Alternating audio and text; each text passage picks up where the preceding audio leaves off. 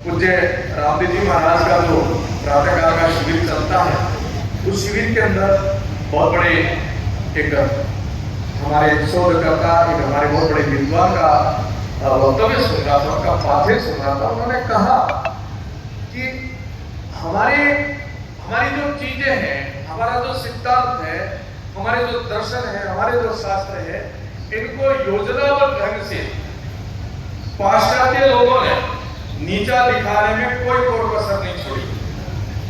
हर प्रकार से कहा है। यदि हमने गाय की पूजा के लिए कहा है, यदि गाय को श्रेष्ठ माना है, तो उसका किस प्रकार से नीचा दिखा जाए, इसका भी प्रयास किया है। यदि वेदों को हमने श्रेष्ठ माना है, तो उसको गणरियों की गीत कैसे कहा गया है। यदि हमारी उपनिषद है तो कैसे कहा गया। यदि हमने तिलक कर रखा है तो इसको कैसे पोंगा पंडित कहा जाए। यदि हमने चोटी रखी है तो इनका अपमान कैसे किया जाए। जबकि ये सिद्ध है कि भारत का कोई भी सिद्धांत, कोई भी शास्त्र, कोई भी वाणी विज्ञान से ऊपर उठ करके है, विज्ञान से नीचे नहीं है।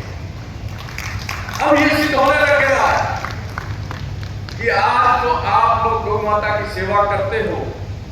भोपाल के अंदर जब गैस त्रासदी हुई, जिस परिवार के अंदर गोबर के से लेपन किया हुआ था और प्रतिदिन हवन करते थे, वहां उन विकिरण किरणों का भी असर नहीं पड़ा। आज ये नासा भी शोध कर रहा है, आज हवन के लिए कर रहा है, गौमूत्र के ऊपर कर रहा है। हम लोगों ने देखा जो पीने का पानी होता है, आरओ जहां लगाते हैं, उसमें जापान की मशीन एक बहुत अच्छी टेक्नोलॉजी से पानी को फिल्टर करके पिलाती है।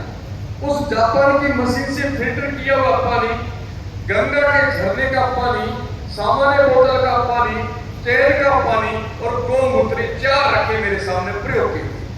उन्होंने प्रयोग किया, बोतल का पानी बहुत हानिकारक, फिर तेल का पानी थोड़ा कम हानिकारक, और शुद्ध पानी में गंगा जल और गौमूत्र दोनों की कैपेसिटी बराबर आई है। ये प्रमाण। अब लोग कहते हैं आप लोग गौ का मूत्र पीते हो, फलाना करते हो, कौन से क्या होता है। ये सिद्ध हो गया है। आज पूरा विश्व यदि प्राण रक्षा की यदि चेष्टा करता है, कोरोना काल में भी देखा, आगे भी देखेंगे, जो गौ की शरण में गया, जिसने गाय को समझा, जिसने गाय की सेवा की, जो जितना जितना गाय के निकट गया, इतना वो गाय को समझता जाएगा। गाय अनंत है। कोई कह रहे मैं गाय को पूर्ण रूप से समझ पाया, तो यह हो सकता है अतिशयोक्ति हो सकती है। जिस प्रकार से कोई व्यक्ति कहता है मैं सब कुछ जानता हूं, यह अतिशयोक्ति है। जो कहता है मैं कुछ भी नहीं जानता, यह भी अतिशयोक्ति है। जो ये कहता है मैं थोड़ा सा जानता हूं, यह सत्य है। ठीक ऐसे गाय अनंत है, गाय की विज्ञान अनंत है, गाय का ज्ञान अनंत है, हमारे शास्त्र अनंत है, विज्ञान अनंत है। ठीक ऐसे गौ माता की परिभाषा, जैसे भगवान की परिभाषा नहीं कर सकते, ऐसे गौ माता की परिभाषा भी हम नहीं कर सकते। जिस जिस भाव से आप गाय के पास जाओगे, ऐसे ऐसे आपको और ज्ञान मिलता जाएगा। मैं पुनः धन्यवाद देता हूं आयोजकों का। मुझे महाराज जी की कृपा हुई कि पूरे संपूर्ण भारत के जितने गो प्रेमी, वैज्ञानिक, शोधकर्ता, सेवा भावी और दिन रात लेकर के लगने वाले ऐसे युवा, जो बहुत बड़ी पढ़ाई करके भी बाद में उन्होंने कहा कि नहीं, अब गाय की सेवा में ही मैं लगूंगा और दिखाऊंगा कि क्या है। बस इतना कहूंगा कि वही सफल होता है जो व्यक्ति अपने काम में कुमारी चढ़ा देता है। वो व्यक्ति सफल होता है, उसका कार्य सफल होता है। जो व्यक्ति ऐसे लगता है, जब और कहने लगता है कि ये अपने काम में पागल हो गया, ये अपने काम में दीवाना हो गया, इस भाव से जो आप लोग लगे हुए हो, निश्चय ही आपकी दीवानी, आपकी कुमारी, आपका ये भाव भारत माता और गौ माता दोनों को शिखर पर ले जाएगी। और यही समय है और सही समय है। आप सब लोगों ने सही समय पर सही कदम उठाया है। यही समय है, सही समय है, ये स्वर्णिम युग है, ये युग हमारा युग है, क्योंकि हमारे पुरखों ने इतिहास बनाया, भगवान राम कृष्ण से लेकर के और इस युग तक के जितने हमारे बाप, सबका कालखंड था, सबने अपना इतिहास बनाया। इसलिए एक दिमाग में तय करना है, प्रत्येक व्यक्ति का प्रतिपल प्रत्येक जगह नया इतिहास बनता है। प्रत्येक व्यक्ति का प्रतिपल प्रत्येक जगह इतिहास बनता है। उस व्यक्ति का इतिहास कितना बनेगा? जितनी उसकी आभा, जितना उसका क्षेत्र, उतने में उसका चर्चा होगी। आज हम हैं, कल हम नहीं रहेंगे।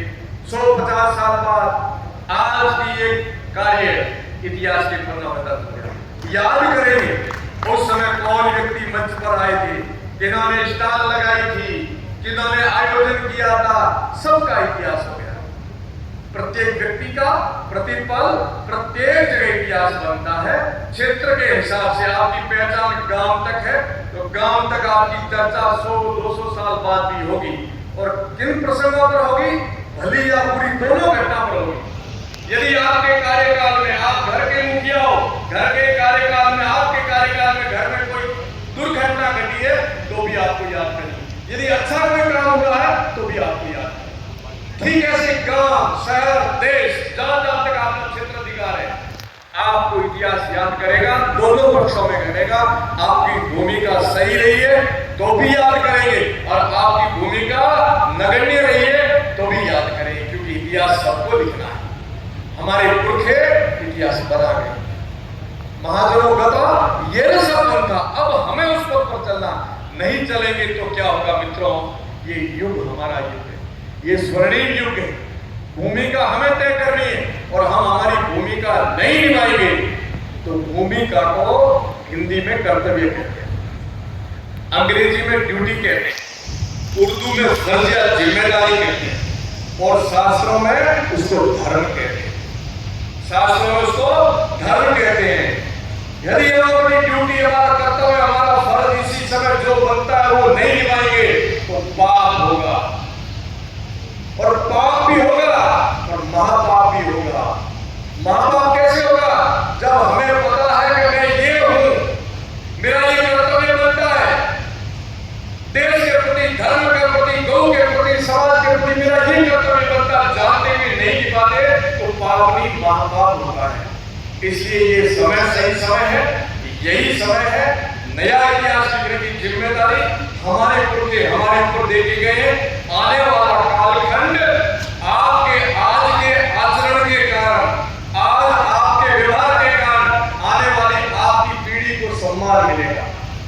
100-200 साल बाद जो आपके उत्तराधिकारी होंगे ना, आज जो आप कर रहे हो इसके कारण आपको सम्मान मिलेगा। इनके पुरखे कितने भले थे, तब ये काम किया था, सही समय पर किया था, इसलिए इनको सम्मान दो। और यदि नकारात्मक विचारधारा के साथ खड़े रहेंगे इतिहास बनेगा, पर आने वाले इतिहास में आपकी पीढ़ियों को नीचा देखना पड़ेगा। यही समय है, सही समय है, स्वर्णिम युग है। भारत उठ के खड़ा हो रहा है और अभी आपको पता है 2047 में भारत को 100 वर्ष हो जाएंगे स्वतंत्र हुए, 100 वर्ष हो जाएंगे और लगभग 20-22 वर्ष हमारे पास है। जिन क्रांतिकारियों ने उसको स्वतंत्र बयान में क्या समझे थे, क्यों करवाया था, बड़ी जवानी में क्यों फांसी पर चढ़ गए, क्यों ऐसा आपने सब लगा दिया दांव पर?